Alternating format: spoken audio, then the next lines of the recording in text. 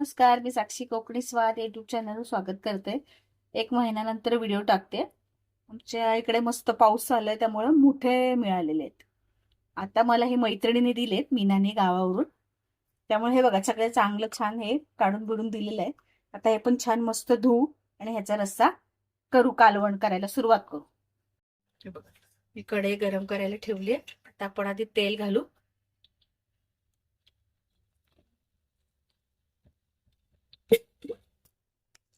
लसूण असा चेचून घेतलाय आणि कांदा।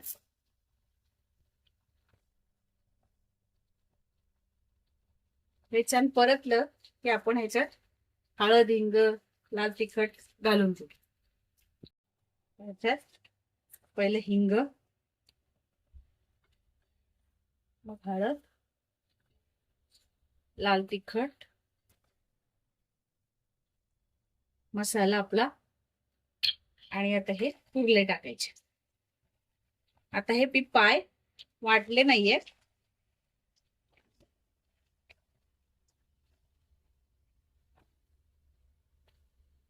छान असं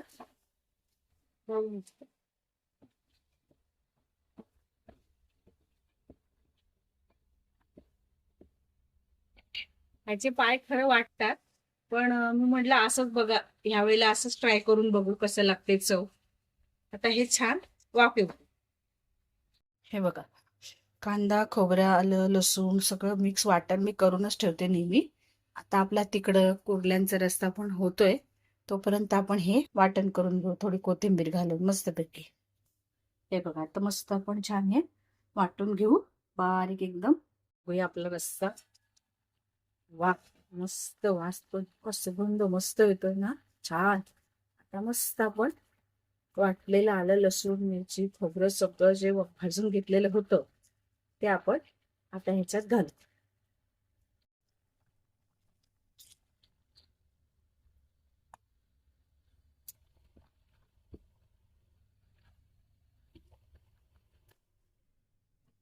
मला एका हातात फोन आणि एका हातात हे सगळं असं करावं लागतं, त्यामुळे कॅमेरा थोडा हललाय। आता जेवढं आवश्यकतेनुसार पाणी, आणि ह्याच्यात आपण मस्तपैकी गरम मसाला घालू, छान उकळी आणू, मीठ टाकू, मग आपला कुर्ल्यांचा रस्सा तयार। तो उकळी येते बघा, आता ह्याच्यात एक चमचा आपला गरम मसाला घालायचा, आवश्यकतेनुसार मीठ,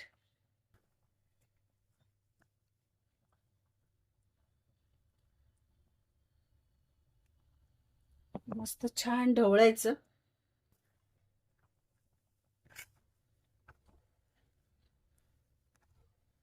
आता ह्याचे पाय खरं हे करतात मिक्सर मध्ये, पण हे खूपच छोटे आहेत, म्हटलं जाऊ दे आता डायरेक्टच टाकले। आता ह्याला छान उकळी होऊ दे। कोथिंबीर आपण वाटण्यात घेतली, तुम्हाला पाहिजे तर वरनं घालू शकता। बाकी माझं चॅनलच्या रेसिपी तुम्हाला आवडत असतील आणि तुम्ही जर चॅनलवर नवीन असाल तर लाईक करा, शेअर करा, सबस्क्राईब करा आणि बेल आयकॉनचं बटन दाबायला विसरू नका। मला जसा वेळ मिळेल तसे मी व्हिडिओ टाकत असते। आता हे छान 5 मिनिटं आपण झाकून ठेवू बारीक गॅसवर। मग आपलं मुळे किंवा कुर्ले काय म्हणतात त्याचा रस्सा तयार।